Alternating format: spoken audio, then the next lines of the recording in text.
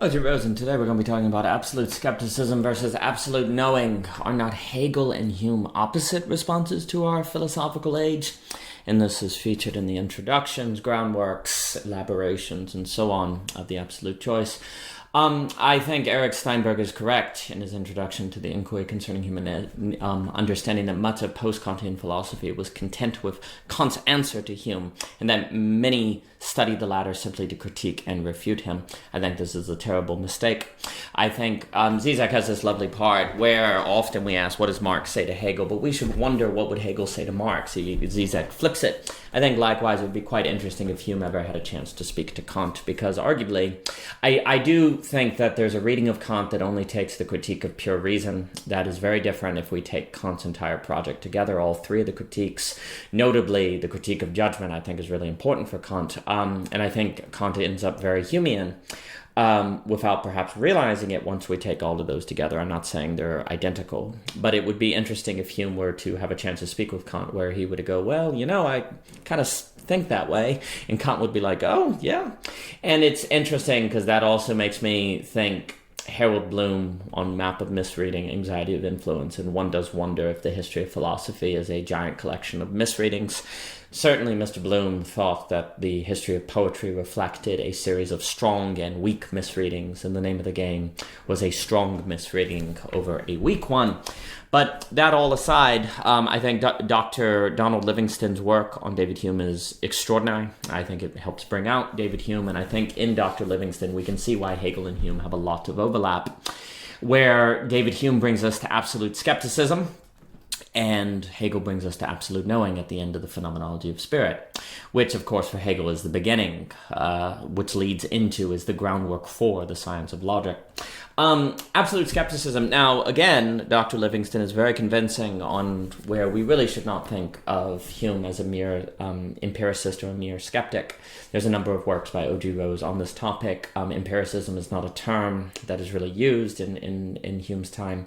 And by skeptic, if by that we mean someone like a Derridian deconstructionist or just a radical deconstructionist, which I don't even think categorizes Derrida, that's very different. But for David Hume, we have to understand that thought is ultimately groundless. It cannot be its own grounding. It has to defer to common life. It has to defer to phenomenon. And if it doesn't, it eats itself.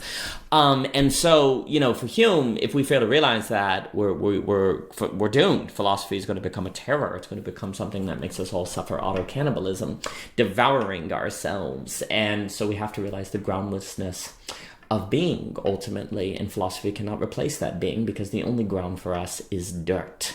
We have to learn to accept dirt, but we can always question dirt because philosophy can be about anything and nothing can hold it back, so we can question the very ground of which makes possible that very questioning. How do we know anything is real requires things to be real for us to ask that question. And yet philosophy is uniquely capable of asking questions that it must assume and asking. And that very characteristic of philosophy, one, unveils its absolute groundlessness, but also unveils its absolute danger because it can eat itself. It is uniquely capable of eating itself. In the introduction of the treatise, Hume writes, principles taken upon trust, consequences lamely deduced from them, want of coherence in the parts, and of evidence in the whole. These are everywhere to be met with the systems of the most eminent philosophers, and seem to have drawn disgrace upon philosophy itself. For David Hume, the moment the philosopher asks us to accept axioms or principles such as government is based on an original contract, the moment philosophy holds us a system that shows some sort of coherence of model that because of that coherence we're supposed to trust it more so than the real world, these are all humiliations of philosophy and lead philosophy into false philosophy for Mr. Hume. Philosophy is supposed to be in service of common life, the real, the lived. It is to defend the lived. It is to help elucidate guidelines according to which we can live in the world. It is not to replace the world. And yet it seems incredibly difficult for us not to make this mistake. There is something about thought that presents itself as all we need. But it is the case that men do not live on thought alone. Similarly, Hume suggests the centrality of common life in his thinking when he writes, the science of man is the only solid foundation for the other sciences. So the only solid foundation we can give to the science itself must be laid on experience and observation. Now, a few things that lead us to misreading Hume. The science of man does not mean biology. Science is a word that used to be just a rigorous study. And so he's talking about something much more phenomenological, although one even has to be careful with that, because what phenomenology means to different people means different things to different people. But he's telling us that a study of man based on experience and observation is what we need. Now, again, we can't even use the word observation without thinking scientism and empiricism, but that is not what Hume has in mind. He has something much more organic, much more communal, much more lived. I cannot observe when my neighbor says, my neighbor offers to help me with the barn. I cannot observe that trust is present. I cannot observe, like I can a rock, that we're dealing with social bonds, and yet they are there. We can observe them. We can honor them. The social bonds of which make it reliable that our neighbor will help us build the bond is there. And this kind of observation, this kind of honoring of the social is more of what we should think of Hume, not just some empiricist. Although obviously empiricism is going to be a part of Hume, it is not the whole of Hume.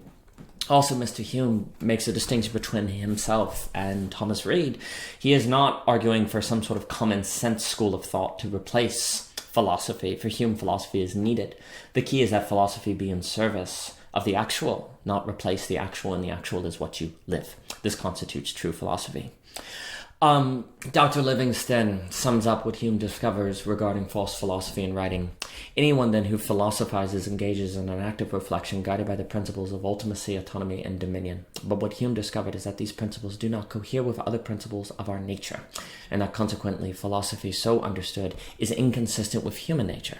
And since philosophy is supposed to yield human understanding, it is inconsistent with its own nature. If philosophy is to continue, it must take account of this discovery and reform itself.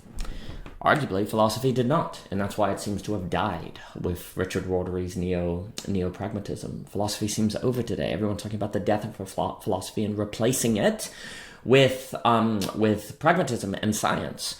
Well, Hume understood that's exactly what would occur if we did not reform philosophy and understand its true nature and make it in service of the science of man. Hume understood that philosophy would end if it did not reform itself, and indeed, end it did.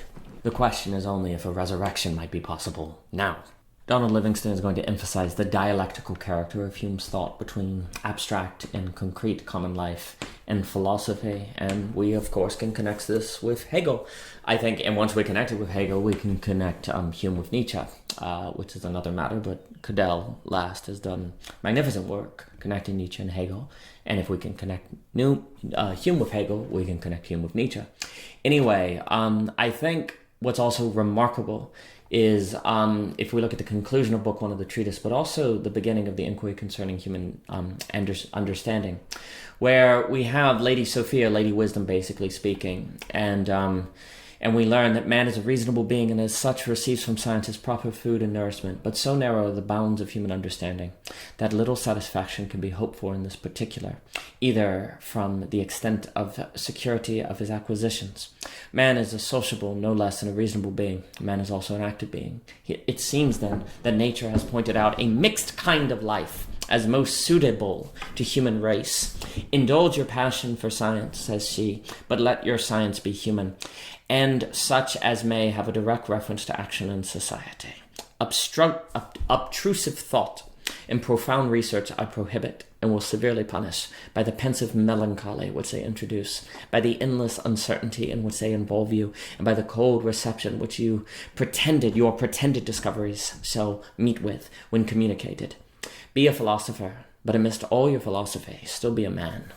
And what you see here is Hume basically hoping that people who fail to engage in true philosophy will suffer for it and be met with rejection. And perhaps in this we can see that a lot of the meaning crisis is a spread of bad philosophy that David Hume is talking about, the inability to accept ground as dirt and the need to make ground a philosophical concept. And Hume wishes upon us melancholia, and melancholy upon people who make this mistake so that they do not inhibit and impede upon those still living a common life, still living a life of which walks on dirt.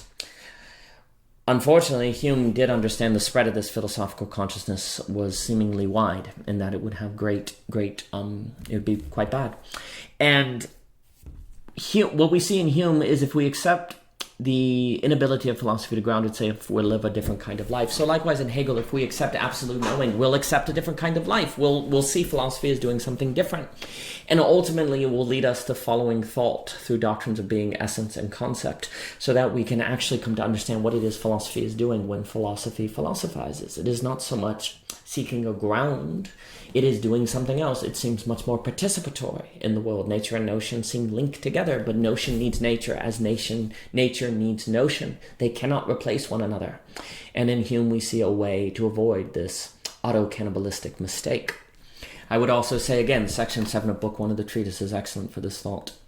And I, again, would stress how interesting it is that we seem to undergo effacement if we do not rightly order philosophy. And I think so much of Hegel hinges on being able to undergo negation, sublation, as opposed to effacement. But that means we have to go through the whole philosophical journey. If we stop along the way, we fail. We see this in Hegel and Hume. I've spoken with Dr. Philippe Nicolas on Hegel's quote-unquote non-journey, a journey to where we are. The return in Hegel is always a return with the RE in parentheses, because you can never return the same way. And so likewise in Hume, there's a going off on the philosophical journey to come back home and embed ourselves back in quote-unquote common life. But now common life is philosophically informed. So likewise in Hegel, we come through a process, we follow the notion precisely to return to being the subject we are, and yet we are not the same subject we always are, per se. Both Hegel and Hume overlap in this way. Now, again, I hope that this is brought out in the papers Deconstructing Common Life and also belonging again in the Absolute Choice. I think it's really important now, focusing, what Dr. Livingston says about both Hegel and Hume. He says that both thinkers, toward the end of his book on philosophical melancholia, Dr. Livingston tells us that both thinkers aim to give a complete account of experience. Each form implicitly claims to be a complete self-determining account of the whole of experience, and each, through dialectical criticism, is shown to fail at being the absolute coherent form of experience. Each fails because each takes a part of experience as the whole. Temporary resolutions are reached and subverted worlds are gathered up into greater wholes, only to discover once more their partial character. This goes on in Hegel and Hume.